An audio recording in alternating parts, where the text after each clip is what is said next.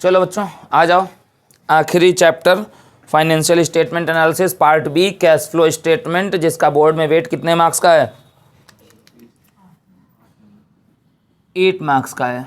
ठीक है, 1 नंबर का एक क्वेश्चन, 1 नंबर का एक क्वेश्चन और 6 नंबर का एक प्रॉपर कैश फ्लो स्टेटमेंट आएगा, जो कि हम एक्सपेक्ट करते हैं कि हो सकता है कि कभी कभी कोई एक्टिविटीज़ भी पूछते हैं, मगर वो तो एक बात की बात है, पहले हम जाने ठीक है अपने रिविजन्स में कि कैश फ्लो स्टेटमेंट होता क्या है। बोर्ड पे कंटेंट लिखा हुआ है, रिफ्लेक्ट, क्या रिफ्लेक्ट करता है cash flow statement? Inflows and outflows. Inflow यानी कि कैश का आना और आउटफ्लो यानी कि कैश का जाना। ऑफ किस चीज़ का? Cash and cash equivalent.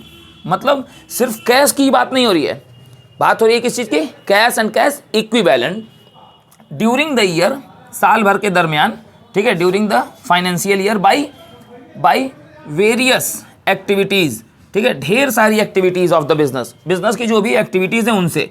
अब तुम्हारे सामने 2 क्वेश्चन हैं। पहला, कैश एंड कैश इक्विवेलेंट क्या होता है?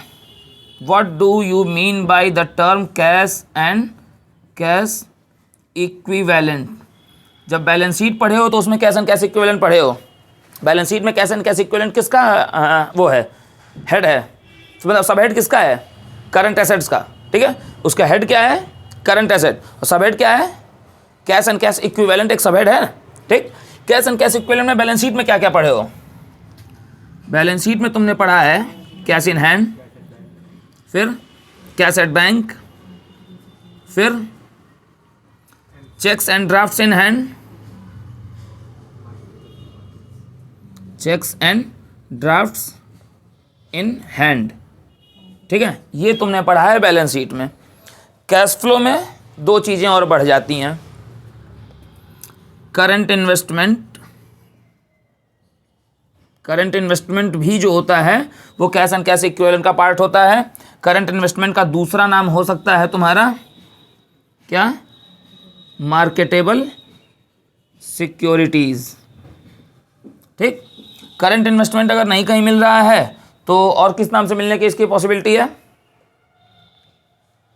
करंट इन्वेस्टमेंट के अलावा और कोई नाम इसका नहीं मिलना है, या तो करंट इन्वेस्टमेंट मिलेगा या तो मार्केटेबल सिक्योरिटीज़ मिलेगा। ठीक है, तो ये जो चीज़ें हैं ये तो तुमने बैलेंस शीट पढ़ते समय पढ़ा है, मगर कैश फ्लो पढ़ते समय करंट इन्वेस्टमेंट या मार्केटेबल सिक्योरिटीज़ नाम का भी एक फीचर जो है वो कैश एंड कैश इक्विवेलेंट का ही पार्ट माना जाता है। ये बात यहाँ पे याद रखनी है, यहाँ पे ये बात अगर गड़बड़ कर दिए तो खेल ख़त्म हो जाना है। तो कैश एंड कैश इक्विवेलेंट क्या मीनिंग होती है ये जान गए। अब दूसरा, सर दूसरी चीज़ है various activities of the business. एक बिजनेस की ढेर सारी कई तरह की एक्टिविटीज़ से, वो वेरियस एक्टिविटीज़ क्या हैं? ये देखो, बस ये बताओ भैया, ये फ्रेम में आ रहा है कि नहीं? आ रहा है ना? वेरियस एक्टिविटीज़ क्या हो सकती हैं एक बिजनेस की? एक बिजनेस कितनी तरह की एक्टिविटीज़ कर सकता है? एक नाच सकता है, एक गा सकता है, यही सब ना। सर एक बिजनेस 3 तरह की एक्टिविटीज़ कर सकता है। सबसे पहला कौन सी होगी? ऑपरेटिंग। दूसरा, सीक्वेंस में बात करो, ठीक है, इन्वेस्टिंग। और तीसरा, फाइनेंसिंग। तो मुझे ये बताओ प्रोफेसर नीतीशुर रहमान कि, अरे ठीक है बच्चा है, ऑपरेटिंग में इनफ्लो और आउटफ्लो दोनों हो सकता है कि नहीं हो सकता है? इन्वेस्टिंग में भी हो सकता है इनफ्लो और आउटफ्लो, और फाइनेंसिंग में भी हो सकता है इनफ्लो और आउटफ्लो। यानी कि अगर हम तीनों एक्टिविटीज़ के इनफ्लोज और आउटफ्लोज का अगर हम जान जाएं, निकालना जान जाएं, तो कैश फ्लो आ जाएगा। इतना ही है, इसको नोट करो, फिर आगे की बातचीत करते हैं तत्काल प्रभाव से। देख भाई, अपने ने यहाँ पे 3 तरह की एक्टिविटीज़ की बातचीत की थी। एक्टिविटीज़ बिजनेस कितनी होती हैं? 3 सीक्वेंस हमने बात की थी। सबसे पहले ऑपरेटिंग, फिर इन्वेस्टिंग, फिर फाइनेंसिंग। नाम मतलब मीनिंग जान जाओ, मैंने इसीलिए बोर्ड पे मीनिंग लिख दी बहुत छोटे में कि ऑपरेटिंग एक्टिविटीज़ किसे कहते हैं। Activities in which a business deals with, ऐसी एक्टिविटीज़, ऑपरेटिंग एक्टिविटीज़ उन एक्टिविटीज़ को कहते हैं जिसमें एक बिजनेस क्या कर रहा हो, जिस चीज़ में डील कर रहा हो। ठीक है, यानी कि जिस चीज़ का आपका बिजनेस है, जब उस तरह की एक्टिविटीज़ में डील करेंगे, purchase and sale of goods and services, ठीक है, तो इस तरह की एक्टिविटीज़ को क्या कहा जाता है? Operating activities, operational activities. Business studies में भी ये चीज़ें पढ़ाई गई होंगी। ठीक, इस तरह की एक्टिविटीज़ को क्या कहते हैं? Known as main revenue generating. ये मेन एक्टिविटीज़ हैं आपके बिजनेस के रेवेन्यू जनरेट, पैसा आने का या जाने का, ये सबसे मेन साधन है। मेन रेवेन्यू जनरेटिंग एक्टिविटीज़ ये हैं। और यही वो एक्टिविटीज़ हैं जो आपको बताएंगे कि आपके बिजनेस को प्रॉफिट हुआ या लॉस हुआ। और इस बात का एकदम क्लियर जो प्रमाण है वो कहाँ मिलता है? Statement of profit and loss account में। सारी सिर्फ आपको किस तरह की एक्टिविटीज़ मिलती हैं? ऑपरेटिंग एक्टिविटीज़ ही आपको लिखते हो उसमें भी, ठीक है। दूसरी है इन्वेस्टिंग। इन्वेस्टमेंट मतलब क्या होता है? हम पैसा लगा रहे हो, जब हम पैसा अपना लगाते हैं, पैसा खर्च करते हैं, तो हम उससे क्या करते हैं? एसेट्स एक्वायर करते हैं, ठीक है। किस तरह के एसेट्स? शॉर्ट टर्म एसेट्स की long term assets? Long term assets, ठीक है, बेसिकली जिनको नॉन करंट एसेट कहा जाता है बैलेंस शीट में। तो एक्टिविटीज इन्वॉल्व इन इन्वेस्टमेंट। अच्छा, हम इन्वेस्टमेंट क्यों करते हैं? इकोनॉमिक्स में भी पढ़ा है, अकाउंटेंसी में जान रहे हो। फर्दर रेवेन्यू जनरेशन के लिए। मशीनरी नहीं खरीदोगे तो प्रोडक्ट कैसे बनाओगे? और प्रोडक्ट बनेगा नहीं तो बेचोगे क्या? बेचोगे नहीं तो पैसा नहीं आएगा। तो प्रोडक्ट को बेच के पैसा कमाना तो ऑपरेटिंग एक्टिविटी है, मगर उसके लिए क्या चाहिए? मशीनरी चाहिए। और उस मशीनरी के से आया हुआ पैसा क्या है? सॉरी, मशीनरी पे खर्च किया हुआ पैसा क्या है? इन्वेस्टिंग एक्टिविटी है। फॉर द बिजनेस ये किस चीज़ में है? देखो, इसलिए मैंने बता दिया कि लॉन्ग टर्म एसेट पे ध्यान देना है। यानी कि इन्वेस्टिंग एक्टिविटी के लिए बैलेंस शीट का कौन सा पार्ट ध्यान देना है? करंट एसेट की non current asset? Non current asset. For example purchase and sale. जब आप लॉन्ग टर्म एसेट को परचेज करोगे तो पैसा आएगा कि जाएगा? जाएगा। तो ये हो गया तुम्हारा आउटफ्लो। और जब बेचोगे, सेल करोगे, भाई एसेट यूज होते होते पुराना हो गया तो बेचेंगे, बेचेंगे पैसा आएगा, तो सेल ऑफ एसेट क्या हो गया? इनफ्लो। अब चूंकि कंपनी की बात है, ये छोटी बिजनेस की पार्टनरशिप की बात नहीं है, कंपनी के बिजनेस की बात है। तो कंपनी में फाइनेंस आने के दो तरीके होते हैं। फाइनेंसिंग एक्टिविटीज पहले तो जान लो क्या होता है? Activities which deals in finance, जो फाइनेंस में डील कर रही हैं, यानी कि जो कैपिटल के लिए डील कर रही हैं, कैपिटल अराइज करने के लिए। मतलब चेंज इन ओनर्स फंड या बोरोवर्स फंड। 11th में बिजनेस स्टडीज़ के टीचर लोग पढ़ाते ही हैं, ठीक है। मैं तो बिजनेस स्टडीज पढ़ाता नहीं हूँ, मगर मुझे लगता है कि सारे तुम लोग यहाँ अच्छे टीचर ही पढ़ाते हैं, ठीक है। तो ओन फंड कितने तरह के होते हैं? दो। कौन कौन से?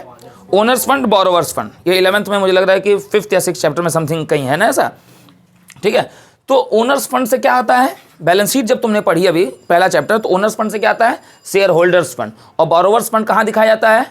नॉन करंट लाइबिलिटीज में, या तो लॉन्ग टर्म लाइबिलिटीज में, या तो लॉन्ग टर्म प्रोविजंस में। Is that clear?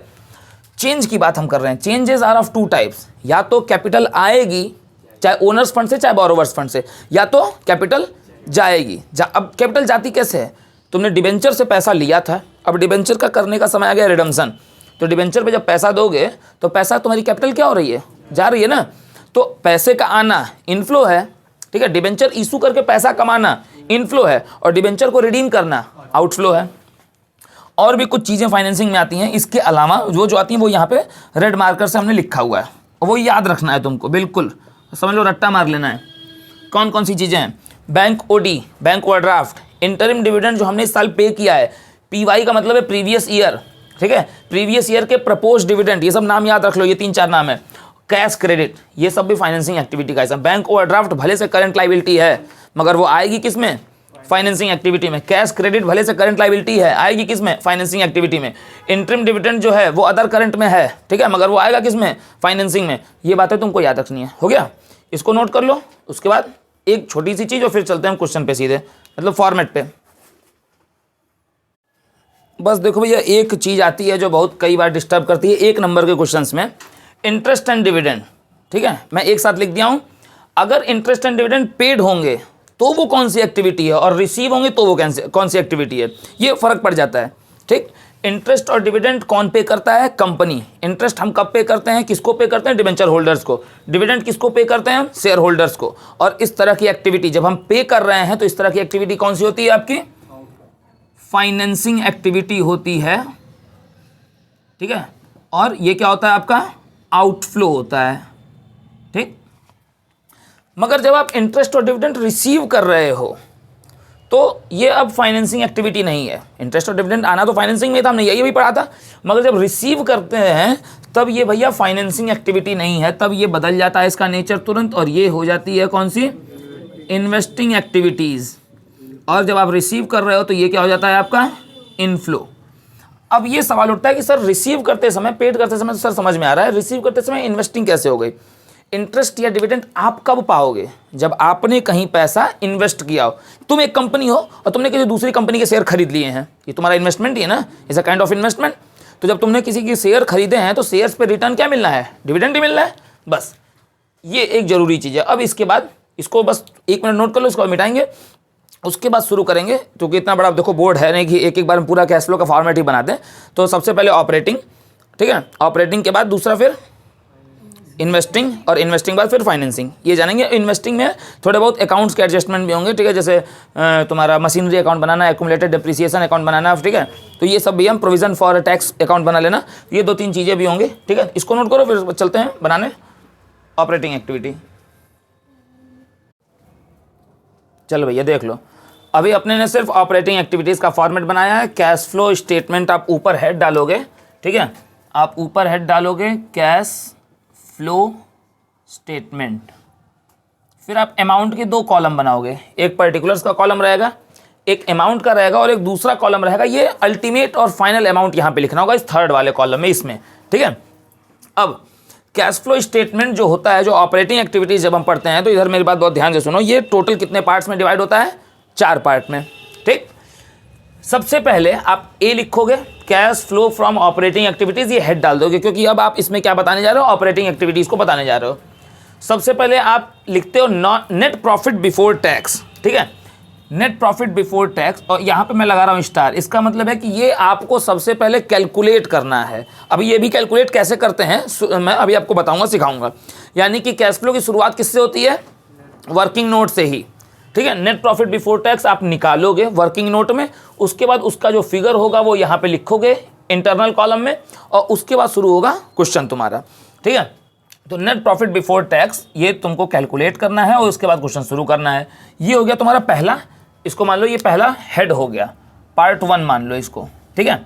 उसके बाद तुम दूसरा हेड लिखते हो, और दूसरे हेड को क्या कहते हैं? Adjustment for non cash and non operating items. Non cash और नॉन ऑपरेटिंग आइटम्स को अब आप क्या करने वाले हो? एडजस्ट करने वाले हो, ठीक है, क्योंकि आप कौन सी एक्टिविटी पढ़ रहे हो? Operating activity.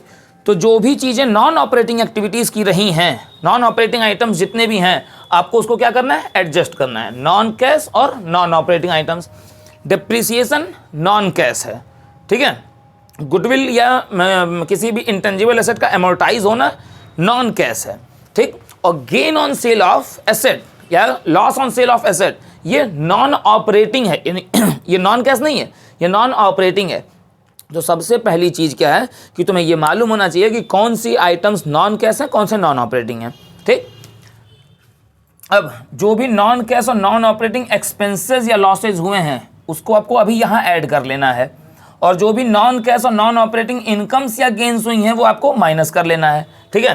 तो वो पर्टिकुलर नाम के हिसाब से, जैसे डिप्रिसिएशन है तो ऐड हो जाएगा, एमोर्टाइजेशन है तो ऐड हो जाएगा, loss on sale of asset है तो ऐड हो जाएगा, gain on sale of asset है तो वो माइनस हो जाएगा, अगर रेंटल इनकम रिसीव्ड है तो वो माइनस हो जाएगी, ठीक है। अगर आपने डिविडेंड पे किया है तो वो क्या हो जाएगा, ठीक है, डिविडेंड पे किया है तो ये नॉन ऑपरेटिंग एक्सपेंस है, तो एक्सपेंस है तो वो क्या हो जाएगा? ऐड हो जाएगा। क्लियर हो गई बात? जो भी इनकम रिसीव की हो नॉन ऑपरेटिंग वो माइनस, और जो भी नॉन ऑपरेटिंग खर्चे हैं वो प्लस। ये क्लियर सी बात है, एग्जांपल्स मैंने सारे ओरली दे दिए, क्लियर। अब ये लिखोगे, जो ऐड होगा वो ऐसे, और जो माइनस होगा वो डिडक्ट होगा वो इन द ब्रैकेट। इन तीनों को जोड़ने के बाद जो भी रिजल्ट आएगा, लाइन खींचोगे, यहाँ पे रिजल्ट लिखोगे, और उस रिजल्ट को कहते क्या है? ये operating profit before operating profit आ गया, मगर किसके पहले? बिफोर वर्किंग कैपिटल चेंज होने के पहले। अब वर्किंग कैपिटल का फॉर्मूला क्या होता है? Current asset minus current liabilities. यानी कि अब आपको किस पे ध्यान देना है? करंट एसेट्स पे और करंट लाइबिलिटीज पे, ठीक है। ये फिगर हमको मिल गया। अब करंट एसेट और करंट लाइबिलिटीज में 2 चीजें हो सकती हैं, या तो वो बढ़ सकती हैं और या तो वो घट सकती हैं, ठीक है। तो ये भी प्लस या माइनस होगा। अब इसका खेल समझो, अगर करंट एसेट्स जो हैं, ठीक है, या करंट लाइबिलिटीज जो हैं वो डिक्रीज या इंक्रीज हो रही हैं, ठीक, तो वो ऐड होंगी, और अगर करंट एसेट्स बढ़ रहे हैं या करंट लाइबिलिटीज घट रही हैं तो वो माइनस होंगी। ये बात कन्फ्यूजन हमेशा मन में रहती है सर, जैसे अपने ने यहाँ पे पढ़ लिया या पढ़ा दिया गया या तुमको बता दिया गया कि करंट एसेट का डिक्रीज होना ऐड होगा, करंट एसेट का इंक्रीज होना माइनस होगा, करंट लाइबिलिटीज का इंक्रीज होना ऐड होगा और करंट लाइबिलिटीज का डिक्रीज होना माइनस होगा। ये तुमको बता दिया गया। एंड मोमेंट पे तुम भूल जाओगे, कन्फ्यूजन कि भैया कहीं तुम उल्टा करके चले आओगे, करंट लाइबिलिटीज का डिक्रीज होना ऐड कर दोगे और ये इंक्रीज होना माइनस कर दोगे। तो एक ट्रिक याद रख लो। वो ट्रिक क्या है? एसेट्स या अच्छा अगर जैसे मैं एक ट्रिक इस तरह से बता रहा हूँ कि जितने भी तुम्हारे एक्सपेंस या लॉस हैं वो ऐड करो, और जितनी भी तुम्हारी इनकम या गेन है वो माइनस करो। फिर से मैं रिपीट कर रहा हूँ, जितने भी एक्सपेंस लॉस हैं उसे ऐड करो और जितनी भी इनकम गेन है उसे माइनस करो। अब मेरे सवाल का जवाब दो। एसेट का बढ़ना मतलब ऐसे और दूसरी भाषा में समझ लो कि जितने भी तुम्हारे नुकसान हैं वो ऐड करो और जितने भी फायदे हैं वो माइनस करो। एसेट का बढ़ना फायदा है कि नुकसान है? फायदा है, तो वो क्या होगा रूल के हिसाब से, अभी जो ट्रिक हमने सीखी उसके हिसाब से क्या होगा, minus. Increase in current asset, current asset का बढ़ना, ठीक है। ये कोई लॉजिक नहीं है, लॉजिक बुक में दिया हुआ है, मैं उतना एक्सप्लेन अभी करने वाला नहीं हूँ, मैं बस अभी ट्रिक बता सकता हूँ, ठीक है। क्योंकि अगर इसको अगर लॉजिक प्रूव कर दोगे तो तुम्हारा अकाउंटेंसी का मास्टर तुमको भगा देगा, ठीक। ये लॉजिक नहीं है, ये कहीं देना मत, ये लॉजिक, ठीक। लॉजिक बुक में है, वहां से तुमको देखना है, बस तुम ट्रिक जानो। करंट एसेट का बढ़ना क्या है, फायदा आता है। जैसे हम करें इस ट्रिक के हिसाब से चलें तो एसेट का बढ़ना फायदा होता है, फायदा है तो माइनस है। लायबिलिटी का घटना भी तो फायदा होता है, वो भी माइनस हुआ है। एसेट का घटना नुकसान होता है, ऐड हुआ है। लायबिलिटी का बढ़ना भी नुकसान होता है, ऐड हुआ है। ट्रिक क्लियर है, लॉजिक नहीं है, मैं फिर से रिपीट कर रहा हूँ, ठीक है। और कोई इस पर अब ये नहीं कि जाके कह देना कि नहीं हमको तो सर ने ऐसे ही बताया था, मैं तो हाथ खड़े कर लूँगा मेरे पास, तो मैं कह दूँगा देख लो भैया वीडियो में मैंने साफ साफ बोला भी हुआ है, ठीक है। ऑन द रिकॉर्ड भी बोला हूँ, ऑफ द रिकॉर्ड भी बोला हूँ, ठीक। तो जो ऐड होने वाली चीज़ें हैं वो विदाउट ब्रैकेट रहेंगी, जो माइनस होने वाली चीज़ें हैं वो इन द ब्रैकेट आएंगी, ठीक है। फिर लाइन खींचो। अब यहाँ ध्यान से देखो बोर्ड पे, इस फिगर से लेके अब क्योंकि ये लाइन खींच चुकी है तो इसके ऊपर की बात खत्म हो चुकी है। इस फिगर से लेके और यहाँ तक के सारे फिगर्स को जोड़ घटाओ और फिर कुछ रिजल्ट आएगा। उस रिजल्ट को क्या कहते हैं, net cash generated from operations. ये पॉजिटिव भी हो सकता है, निगेटिव भी हो सकता है, इसमें कोई बहुत श्योरिटी नहीं है, ठीक। और उसके बाद ये हमारा आ गया 1 2, ये हमारा आ गया, ये होता है तीसरा स्टेप, ये हमारा आ गया fourth step. Net cash generated from operations fourth step आ गया। उसके बाद आपको आखिरी क्या काम करना है, टैक्स पे करना है। टैक्स क्यों पे करना है ऑपरेटिंग में, टैक्स का पेमेंट तो फाइनेंसिंग होना चाहिए, ठीक है। ऑपरेटिंग में क्यों है, क्योंकि आपका जो बिजनेस का मूल काम है आप टैक्स उसी वजह से पे कर रहे हो। कमाओगे नहीं तो टैक्स किस चीज़ का पे करोगे, फाइनेंसिंग से टैक्स पे कर पाओगे। फाइनेंस में डील करना तुम्हारा ऑपरेशंस नहीं है, ठीक है। तो टैक्स पेड हमेशा किस एक्टिविटी में आता है, ऑपरेशंस में। टैक्स पे किया इन द ब्रैकेट। अब एंड रिजल्ट अगर पॉजिटिव आया तो लिखो क्या, net cash inflow from operating activities. और एंड रिजल्ट अगर निगेटिव आया तो लिखो net cash outflow from operating activities. अब चाहे वो पॉजिटिव आए चाहे वो निगेटिव आए, हम मान के चलते हैं बी पॉजिटिव के हिसाब से कि पॉजिटिव आया, यहाँ पे लाइन क्लोज करोगे, ठीक है। और फिर इसी फिगर को उठा के कहाँ लिख दोगे, यहाँ लिख दोगे, ठीक। Cash flow from operating activities पूरा खत्म। अब अपने को बस जानना क्या है, क्योंकि देखो शुरुआत ही हमारी कहाँ से हो रही है, वर्किंग नोट से। तो अब अपने को जानना क्या है, नेट प्रॉफिट बिफोर टैक्स निकालना। वो बस 2 मिनट का काम है, ये नोट कर लो, वो तुरंत अभी बताऊंगा। आज की क्लास यहीं पे फिर खत्म कर दूंगा, ठीक है। नोट कर लो इसको। देखो भैया, नेट प्रॉफिट बिफोर टैक्स निकालने की निंजा टेक्निक, प्रॉफिट या लॉस ड्यूरिंग द ईयर निकाल लोगे। और प्रॉफिट या लॉस ड्यूरिंग द ईयर कहाँ से निकलता है, रिजर्व एंड सरप्लस चेक करोगे बैलेंस शीट का, और उसमें भी किस चीज़ का बैलेंस चेक करोगे, सिर्फ और सिर्फ प्रॉफिट एंड लॉस का बैलेंस, ठीक है। रिजर्व वगैरह का बैलेंस मत चेक करना है, क्योंकि रिजर्व एंड सरप्लस में रिजर्व के भी बैलेंस आते हैं। उसके बाद उसमें 4 चीज़ें ऐड होती हैं, amount transfer to reserve, propose dividend of previous year, interim dividend paid of current year, यानी कि करेंट ईयर का जो इंटरिम डिविडेंड पेड है वो, और provision for tax made during the year, हालांकि ये भी हमको बनाना सीखना है, ठीक है। और रिफंड ऑफ टैक्स जो होगा वो लेस हो जाएगा अगर कोई हुआ है तो, जो कि आज तक कभी किसी क्वेश्चन में नहीं देखने को मिला है। अब ट्रांसफर टू रिजर्व में खेल समझो, कौन से रिजर्व के पैसे को हम ध्यान देंगे, प्रीवियस और करंट में, वो हम सिर्फ ध्यान देंगे किस तरह के रिजर्व का, रेवेन्यू रिजर्व्स का, जनरल रिजर्व का, इन सब होगा, ठीक है। सिक्योरिटीज प्रीमियम रिजर्व का अगर बैलेंस है तो वो काउंट नहीं होगा। ये बात एकदम भ्रम हटा दो दिमाग में से, क्योंकि सिक्योरिटीज प्रीमियम रिजर्व का बैलेंस भी रिजर्व एंड सरप्लस में दिया होता है, मगर आपको सिर्फ क्या ध्यान देना है, कौन से रिजर्व, रेवेन्यू रिजर्व, ठीक है। तो प्रॉफिट या लॉस ऑफ करंट ईयर, उसमें 4 चीजें ऐड होंगी, 1 माइनस होगी। वो 4 चीजें क्या ऐड होंगी, amount transfer to revenue reserve, दूसरा propose dividend of previous year, तीसरा interim dividend of current year, और चौथा provision for tax made during the year, ठीक है। क्योंकि 2 बैलेंसेज होंगे ना, एक प्रीवियस का बैलेंस होगा, एक करंट का बैलेंस होगा, तो प्रोविजन फॉर टैक्स अकाउंट भी बनाना पड़ सकता है, ये जानने के लिए कि इस साल कितने का, मेड ड्यूरिंग द ईयर, इस साल कितने का प्रोविज़न आपने बनाया है, हो सकता है इसका भी हमें अकाउंट बनाने को 6 मार्क्स के क्वेश्चन में आ जाए, ठीक है। तो ये कोई बड़ी बात नहीं है, हम वो भी बनाना सीखेंगे मगर फ्यूचर में। और टैक्स का रिफंड कभी देखने को मिलता नहीं है, मगर हम फॉर्मेट याद रख लेते हैं, लेस। अब इसमें से जो जो चीज़ें हैं, जिनका जिनका अमाउंट है वहाँ पे अमाउंट भरते जाओ, जिसका अमाउंट नहीं है वहाँ पे 0 भरते जाओ, सबको जोड़ दो, माइनस ये कर दो, एंड रिजल्ट आ जाएगा नेट प्रॉफिट बिफोर टैक्स। इसको सबसे ऊपर लिखो। उसके बाद अगला हेड क्या लिखोगे, adjustment for non cash and non operating items, ठीक है। एकदम हम समरी पे आ गए, adjustment for non cash and non operating items, ठीक है। फिर उसमें किस तरह के एडजस्टमेंट्स के साथ क्या करना है, जितने भी नॉन कैश और नॉन ऑपरेटिंग एक्सपेंसेस लॉसेज हैं वो ऐड होंगे, और जितने भी नॉन कैश और नॉन ऑपरेटिंग इनकम्स और गेन्स हैं, पूरा फॉर्मेट था बोर्ड पे, वो क्या होंगी, लेस होंगी।